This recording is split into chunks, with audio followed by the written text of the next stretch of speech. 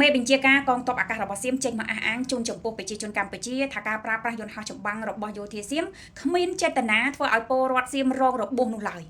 គាត់ចេញមកនិយាយប៉ុណ្្នឹងយើងចាប់បានថាគាត់ទទួលស្គាល់ខ្លួនគាត់ហើយថាយន្តហោះចម្បាំងទាំងឡាយដែលគាត់បានបញ្ជាឲ្យចេញមកទម្លាក់គ្រាប់លើដែនអធិបតេយ្យភាពរបស់កម្ពុជាមានទាំង Gripen មានទាំង F16 មានទាំង T50 ដែលទើបតែប្រើប្រាស់ក្នុងថ្ងៃនឹងផ្ទាល់បងប្អូនទម្លាក់នៅក្នុងទឹកដីខាងខេត្តបាត់ដំបងធ្វើឲ្យប្រជាពលរដ្ឋសូត្រត្រង់របស់កម្ពុជាប្រមាណអ្នកដែលរងរបួសឲ្យគាត់ចេញមកនិយាយអញ្ចឹងគាត់ថាគ្មានចេតនា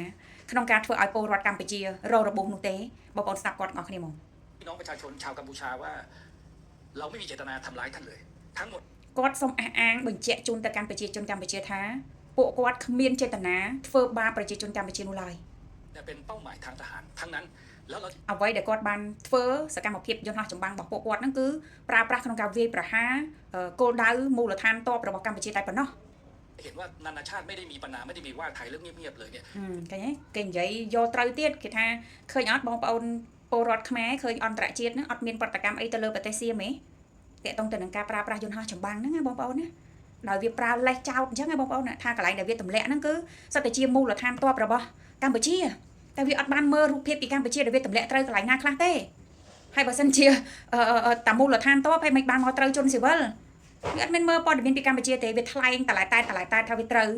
វាយកលេសថាទីតាំងដែលវាទម្លាក់គ្រាប់គឺសិតតែជាមូលដ្ឋានទ័ពរបស់កម្ពុជាវាមានភ្នែកទឹកមើលទៅឃើញច្បាស់លាស់ទីតាំងបានវាទម្លាក់